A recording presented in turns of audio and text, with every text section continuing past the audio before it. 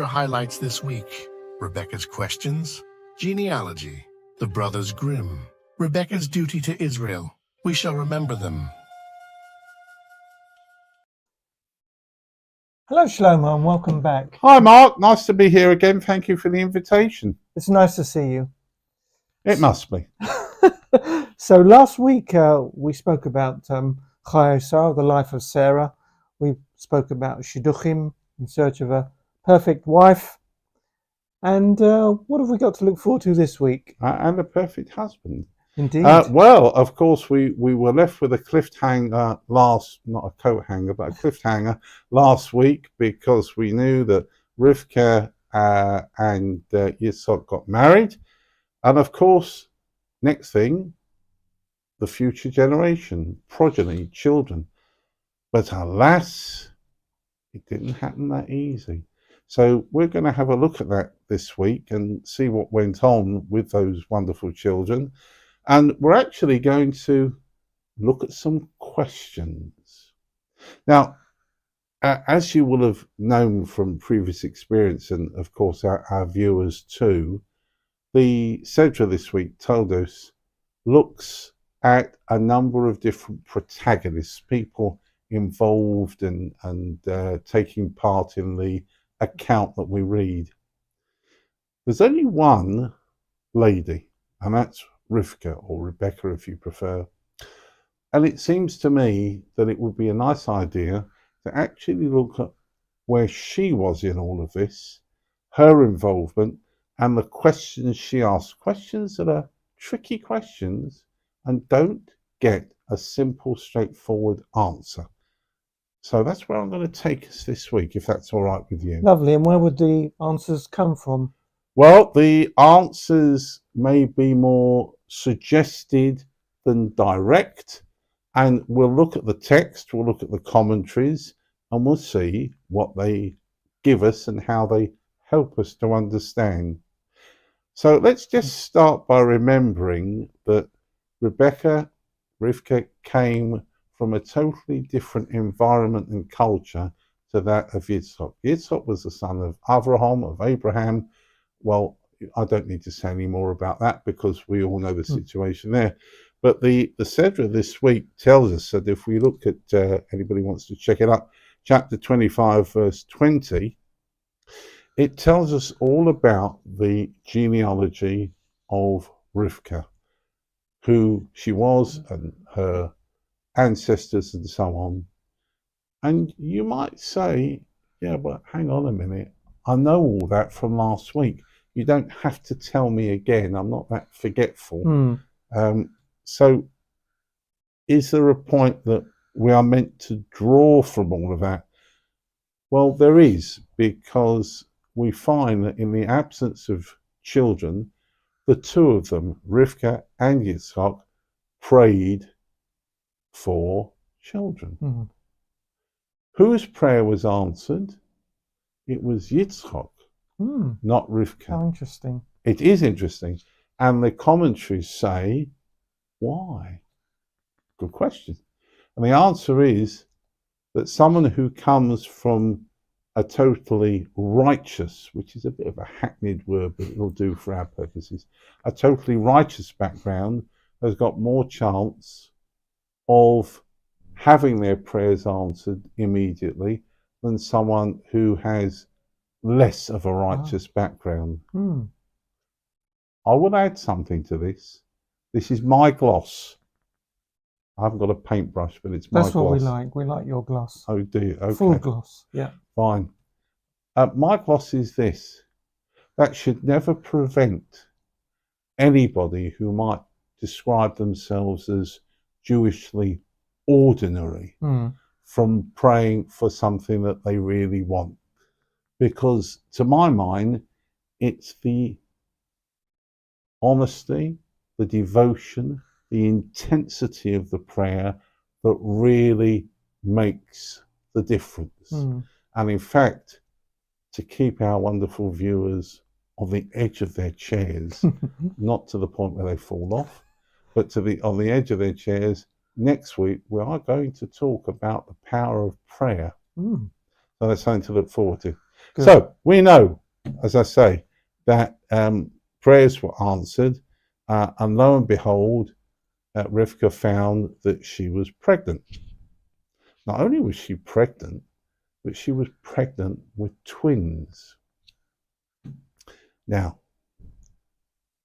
we're told that the twins were fighting between themselves in the womb, or as the French say in a beautiful expression, which was actually adopted, I think, by the ancient English legal system, en ventre sa mère, very delicately put. Mais oui. Yes, absolutely.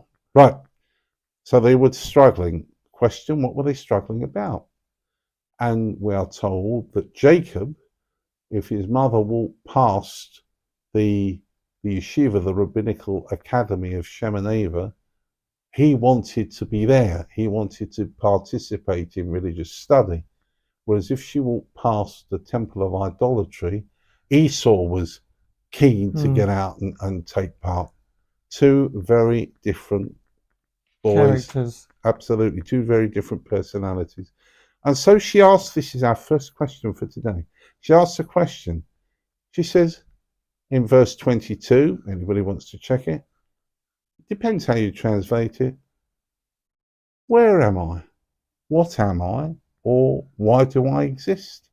There she is with these twins inside her, virtually fighting. And what's it all going to come to? She's not happy. Is she asking God this question? Very good. She does exactly that. She goes to the yeshiva of Shemoneva and she asks for what we call das Torah. She asks for divine guidance. Now, what's interesting is she gets an answer, but not an answer to her question.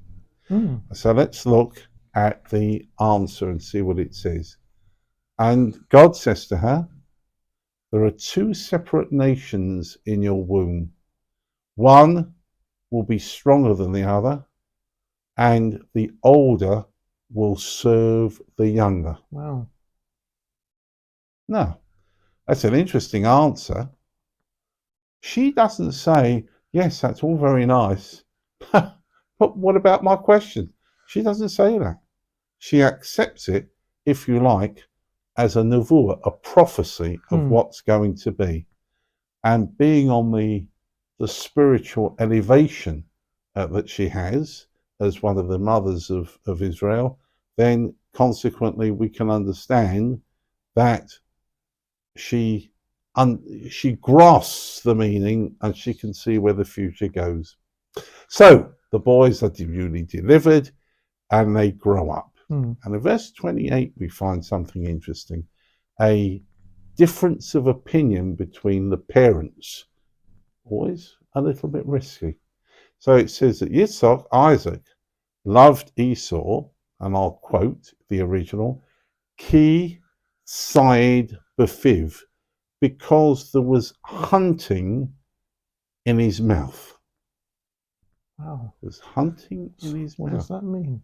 What does it mean? That's a very good question. What does it mean? Well, it's difficult to understand. It's suggested that it means that he had a guile in the way he spoke. He could project himself to different people in different ways to suit himself. And an example in the commentaries is that he went to his father, who was obviously a deeply religious man, and asked him a question about tithing salt. Whereas, in fact, everybody knows that you don't take marcy, you don't tithe salt. But he wanted to make it look as if he was really concerned to make sure that he did the right thing. And then it says, Rivka oheves es Yaakov, and Rivka loved Jacob. But there's no explanation why. We see with Yitzhak, he died befiv, because his son Esau had hunting in his mouth. Had gone in his mouth. Rivka, we said, she just loves Jacob. Yeah. So again, let's see if we can think about an answer for that apparent dichotomy. I'm going to suggest that she loved Jacob, because he didn't have hunting in his mouth. He didn't have misleading guile and things to say. He was straightforward. Yes. Fine. So, there we go. Fast forward. Chapter 27. Isaac is now old. His eyesight is waning. He doesn't know how long he's got left in this world. So he decides it's time to give a blessing.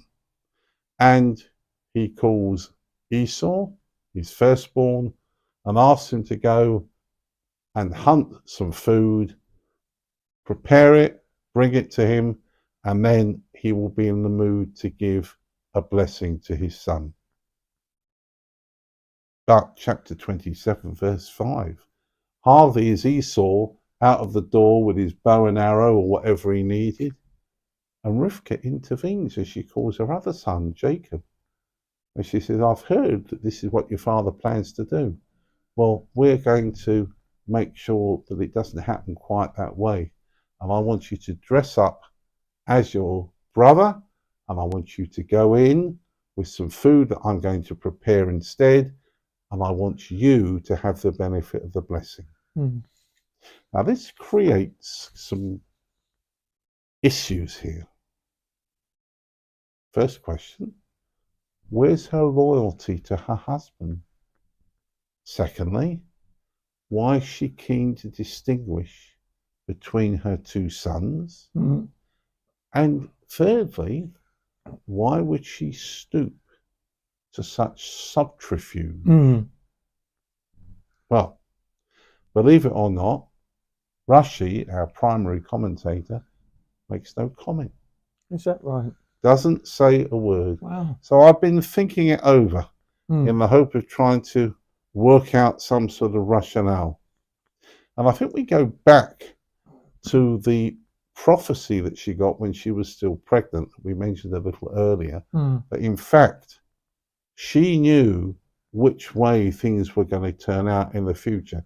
She knew that Jacob would, if you like, be the one who would lead the Jewish people at that time and not Esau. She knew that, as it were, the younger was going to be served by the older. That is to say, Jacob would be served by Esau, and that she had to play her part in getting that to happen. So in fact, whilst on the one hand the questions I raised a little while ago may make it look as if she was in the wrong, she was in fact really pulling in the right direction. So, interesting point. And of course, we know that the blessing came to Jacob first, and he got the best of it. So, Esau finds out, and he's not, as they say in the classics, a happy bunny. Very happy. No, he's not happy at all. He plans to kill his brother as soon as Daddy passes to the next world. Here comes the second question from Rivka, chapter 27, verse 46. She sees what's going on. She hears that one brother is planning to murder the other, and she's worried. She's also seen that Esau has taken wives from the surrounding nations who practice idolatry, and she says like this, my life, she says, is disturbed because of the daughters of Ches. Ches was one of the neighbouring tribes. You may remember that when Abraham was looking for a burial plot for his wife, he went to speak to Ephron, who was, if you like, the head honcho of the Bnei Ches at the time. So they've been around for quite a while. And she says, if Jacob takes a wife from them, what is my life for?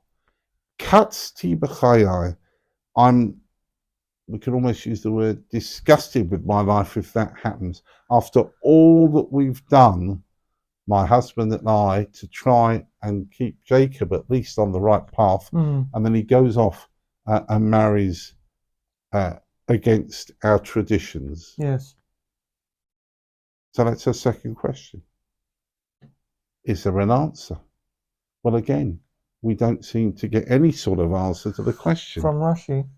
From Russia or anywhere else that I saw. So this creates, again, a problem that we've got to look into. She didn't want Jacob to marry amongst the locals. And of course, she spoke to her husband, Esau, who then sent Jacob away to marry within the family. And he went back to Lavan, which we'll come on to probably next week. So if there's no answer to the question, can we suggest an answer? If there's nothing simple to grasp our attention, can we try and resolve this issue? And again, I think we come back to the simple answer, all to do with the prophecy. And she knew which way things would go, and she continued to play her part. She's clearly a very clever woman. She's astute. She knows what's going on around her, even if she's not directly involved. She keeps a finger on the pulse, I think they say these days. Yeah, keeps her eye on things. She certainly does. And she is doing her duty as a mother in Israel. To me, she deserves every praise for what she does. And on the surface, it may look a little questionable, but when you dig a bit deeper, I think that you get a lot more out of it. And as I've said before, and I don't hesitate to repeat myself on this occasion, the Torah deals with real people, Mark. Yeah. It deals with actual problems, life experiences, all these things that crop up in our lives. Yeah. Nothing is new. Family disputes, arguments, and that, I think, is where it is. And we can learn from that just how to try and do the best we can. Before I finish today, there's something else I'd like to mention. I see that you, like me, are wearing a poppy. Yes. We are at that time of the year when we take a moment to remember those who gave their lives for their country in a number of areas of war. Yes. But I don't think we should miss the chance to comment on the tragic situation going on in the world at the moment, where fighting continues and the Middle East arena is still unfortunately alive with bombs and bullets and so on. There may be no easy answer to that question, just as Rivka herself gave questions to which there was no easy answers. But let's just hope that if we all stop for a moment and consider the value of a human life, not only that, but the impact on later generations. I'm just going to quote something for you, particularly if I can remember the quote. When the first murder occurred, when Cain slew his brother Abel.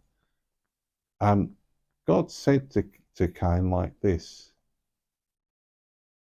He said, Kol demei ochicha suakim elai minu adama. The voice of your brother's bloods called to me from the ground. Wow.